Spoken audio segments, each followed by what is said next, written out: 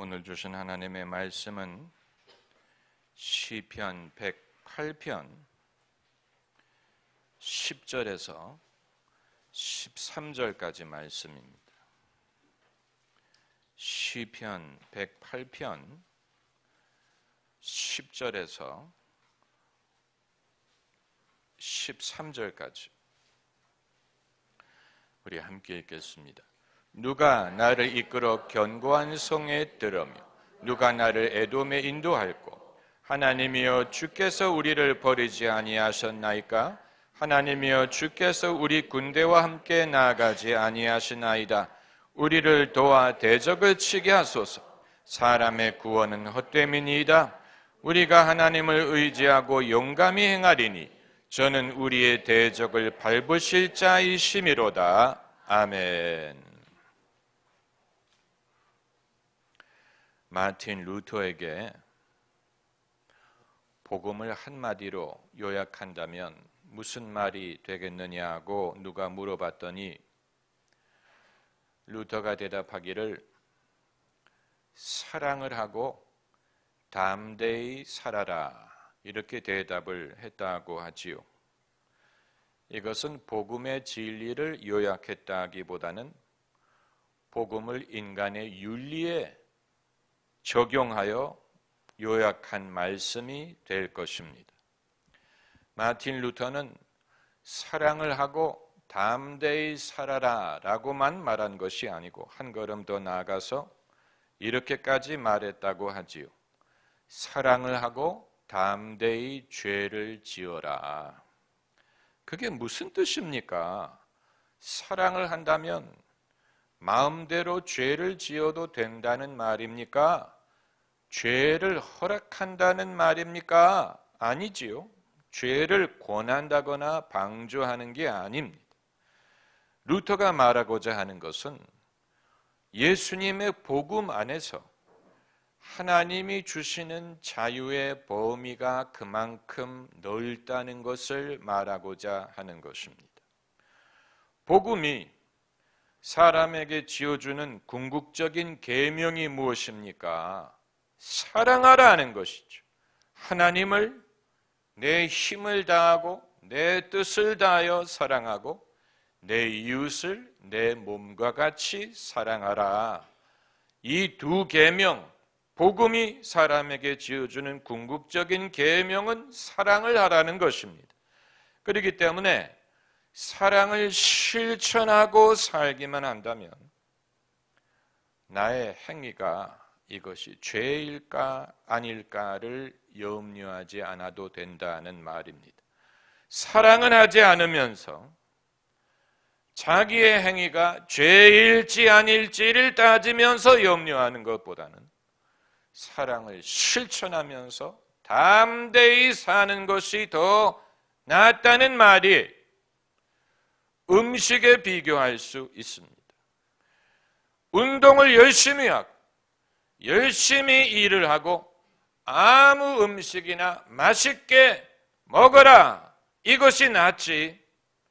이걸 먹어도 될까? 이게 몸에 좋을까? 이게 칼로리가 높은가? 지방이 많은가? 이거를 따지면서 어떤 음식도 맛있게 먹지 못하는 것보다는 사람이 땀을 흘려 일하고 운동하고 그리고 무엇이든지 맛있게 즐기면서 먹는 것이 더 건강하고 행복한 것입니다. 그것과 비슷한 것입니다. 바리새인들은 하나님도 사랑하지 않고 이웃도 사랑하지 않으면서 11조를 할 때는 쌀 한 톨까지 따지고 금식을 하는 것이다. 율법 지키는 것을 엄격하게 따졌지만 그것이 하나님에게도 영광이 되지 않고 남들을 피로하게 만들고 자신들의 삶이 필요했을 뿐이에요. 사람이 행위로 의롭다함을 얻을 수 있다면 행위에 연연해야 되겠죠. 그러나 행위로 의롭다함을 얻을 수 없다면 행위에 연연하는 것은 아무 득이 되지 않습니다. 내가 죄를 얼만큼 졌고 내가 선을 얼만큼 행했느냐를 따지며 산다고 그 사람이 더 경건해지는 것이 아니에요. 오히려 그런 사람은 하나님과 별로 가깝지도 않고 하나님을 교장 선생님처럼 훈육 선생님처럼 두려워하면서 살 뿐입니다. 그렇기 때문에 마틴 루터의 그 한 발언은 충격을 주는 말인데, 그러나 그 한마디에 기독교 윤리를 함축했습니다. 이것은 시적인 발언이에요. 어디까지나 시적인 발언이 예수님의 원수를 사랑하라, 충격적인 발언이지요. 시적인 발언. 그러나 그 한마디에 예수님의 정신을 함축한 것과 마찬가지입니다. 이와 비슷하게 한마디의 인생의 원리를 말한 영화 제목이 있었죠. 먹고 기도하고 사랑하라. 줄리아 로버츠가 주연을 맡은 영화인데 저는 안 봤어요. 줄리아 로버츠에게 인생의 교훈을 얻고 싶지 않기 때문에. 그러나 그 내용인즉슨 어떤 여성이 자기가 얼마나 불행한가를 깨달은 후에 이혼을 하고 세계 여행을 하면서 자기 자신을 발견한다는 내용을 담고 있다고 합니다. 아마 본인이 세계 여행을 하면서 깨달은 것이 그것일 것입니다. 먹고 기도하고 사랑하라. 이것도 역시 전통적인 종교의 윤리와는 조금 다릅니다. 전통적인 종교의 윤리는 먹는 것을 별로 달가워하지 않죠. 오히려 금식, 고행, 고생 이런 것에 경건의 의미를 부여하지, 먹고 기도하고 사랑하라, 일반적인 종교의 교훈과는 좀 거리가 있습니다. 이 주제가, 이 제목이 성경 말씀을 인용한 건 아니에요. 먹고 기도하고 사랑하라, 성경 말씀을 인용한 것은 아니지만 그럼에도 뭔가 인생의 셀리브레이션, 축제적인 면을 담고 있다고 봅니다. 사람이 먹고 기도하고 사랑하는 것은 축제적인, 여러분 우리의 삶은 좀 더 많은 축제가 필요하다고 생각하시지 않습니까? 평소에 우리의 삶은 너무 재미가 없어요. 너무 궁상맞아요. 너무 어두워요. 너무 단조의 음악과 같아요. 즐겁지가 않아요. 기쁘지가 않아요. 여러분, 즐겁지 않아야 경건한 것이 아니에요. 경건이라는 것이 사람을 괴롭게 하는 것뿐이라면, 그럼 하나님이 인간을 실수로 만드셨다는 뜻입니다. 경건한 것은 괴로운 것이라면 하나님이 모든 것을 만드신 후에 보시고 좋았더라라고 말씀하지 않으셨을 것입니다. 하나님이 만드신 모든 것이 선하니 감사함으로 받으면 버릴 것이 없나니 기도와 말씀으로 거룩하여지느니라고 했습니다. 사람이 세상에 살면서 누릴 수 있는 가장 큰 즐거움 중에 하나가 먹는 것이죠. 먹는 것. 예수님이 그러시기 때문에 먹는 것을 즐기셨어요. 사람들하고 같이 어울려 먹는 것을 좋아하셨고, 바리새인들이 그것을 비판했습니다. 예수님이 술과 고기를 탐한다느니, 죄인들과 같이 먹으신다느니. 그러나 예수님에게 같이 식사한다는 것은 무엇을 상징했습니까? 천국 잔치를 상징한 것입니다. 예수님 말씀하신 내가 온 것은 너희로 생명을 얻되 더 풍성히 얻게 하려 함이니라고 말씀하셨는데, 과연 기독교인들이 풍성한 삶을 살고 있는지를 물어봐야 됩니다. 나는 과연 풍성한 삶을 살고 있느냐?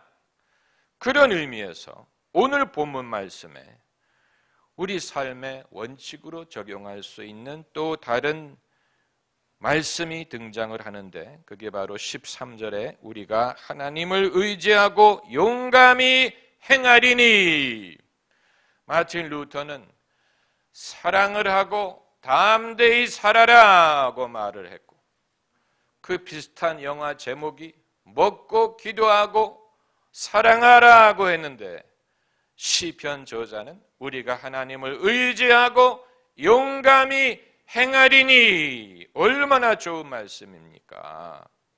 영어 성경에는 With our God we shall do valiantly, 한글 번역이 훨씬 더 낫습니다. 우리가 하나님을 의지하고 용감히 살리니, 용감히 행하리니. 너무 많은 사람들이 겁이 많아요. 너무 많은 사람들이 두려워하고 염려하면서 살아요. 작은 일에서 큰 일까지. 고 최인호 씨가 쓴 가족이란 소설을 보면, 비가 오는 날 우산이 없이 비를 맞고 걸어가는 예쁜 여학생을 보고 형이 동생에게 빨리 뛰어가서 우산을 받쳐주라고 말하는 대목이 나옵니다. 근데 동생이 숫기가 없어서 그것을 하지 못합니다. 결과가 어떻게 될지를 떠나서, 우산을 받쳐줬다고 천생연분이 되는 건 아니. 결과가 어떻게 될지를 떠나서 그때 우산을 받쳐줄 걸 평생 후회하는 것보다 그때 왜 용기를 내지 못할까? 사람들은 지극히 작은 일에서부터 얼마나 좋아요. 젠틀맨이 따로 없죠. 신사. 우산 받쳐주는데 은큼하다고 욕을 하겠습니까? 얼마나 좋은 일이. 얼마나 좋은 일이. 그런데 그런 것도 사람들이 용기가 없어서 못하는 경우가 많아요. 못하고 끝난다. 그럼 괜찮아요. 그러나 이후에 후회합니다. 그때 내가 할 걸.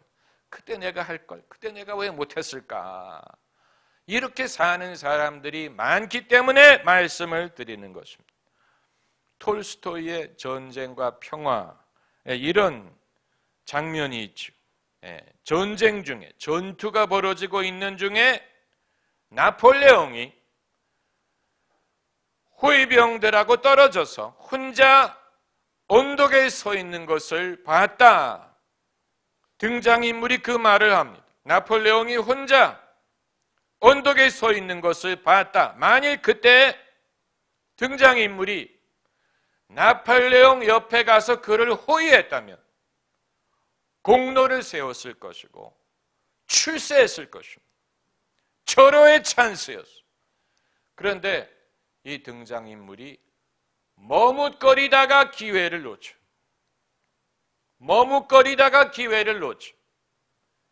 그것이 그에게 평생 후회거리가 됩니다. 가족들도 그것을 안타까워합니다. 그런데 많은 사람들의 경험이 그렇습니다. 왜 용기를 내지 못할까? 실패를 두려워하는 것일까? 안 되면 어떡할까를 두려워하는 것인가? 아니면 엉덩이가 무거운 것인가? 시편 저자가 아주 단순하게 말했어요. 이 말씀을 단순한 하나님의 지혜로 봐야 됩니다. 단순하게 생각해야 됩니다. 우리는 하나님을 의지하고 용감히 행하리니, 복잡하게 머리를 굴리지 말라. 안 되면 어떡할까? 실패를 두려워하지 말라는 것. 심플하게 생각하라. 믿음의 동의어는 용기. 용기가 믿음의 동의. 믿음 있는 사람은 용감합니다. 용기. 김용기, 조용기, 이용기, 저용기. 믿음의 동의어가 용기. 믿음이 없이는 하나님을 기쁘시게 할 수 없다고 했습니다. 하나님을 기쁘시게 하는 것을 떠나서 우리 자신도 기쁘지가 않아. 용기가 없으면 후회합니다. 아마 여러분은 목사님 책임지실 것입니까? 이렇게 물어보실지 모르겠는데 그 질문을 하는 것 자체가 두려움 때문이에요. 남의 이익을 위해서 용감히 행하라고 하는 게 아니에요. 여러분의 자신을 위해서 용감히 행하라고. 만약에 여러분이 용감히 행함으로 저에게 이익이 된다면 제가 책임을 져야 되지만 여러분 자신을 위해서 용감히 행하라는 것이 자신에게 진 빚이. 그러나 사람이 맹목적으로 용감할 수는 없고 하나님을 의지하고 용감히 행하리니. 그러니까 사람들이 겁이 나서 못 해놓고 하나님을 탓합니다. 하나님을 탓합니다. 하나님이 금지하신 게 아니에요. 하나님이 못하게 하신 게 아니에요. 괜히 하나님을 탓하면 안 돼. 사람이 용기가 없어서 못한 것입니다. 자기가 겁이 나서 못해놓고 하나님을 탓할 수 없어. 하나님이 금지한 게 아니에요. 하나님은 그렇게 많은 것을 금지하시는 분이 아니에요.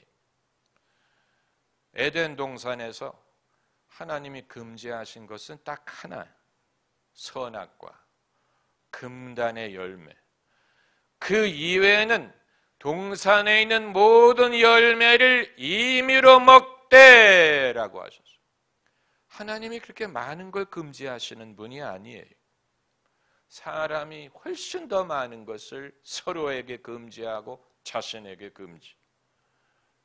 그렇기 때문에 복음의 진리는 사랑을 하면 담대히 살 수 있다. 사랑을 하고 담대하게 살아. 하나님은 우리가 당신을 의지하고 용감히 행하라고 하십니다. 우리가 하나님을 의지하고 용감히 행하리니 저는 우리의 대적을 밟으실 자이심이로다. 할렐루야. 기도하십시다. 할렐루야.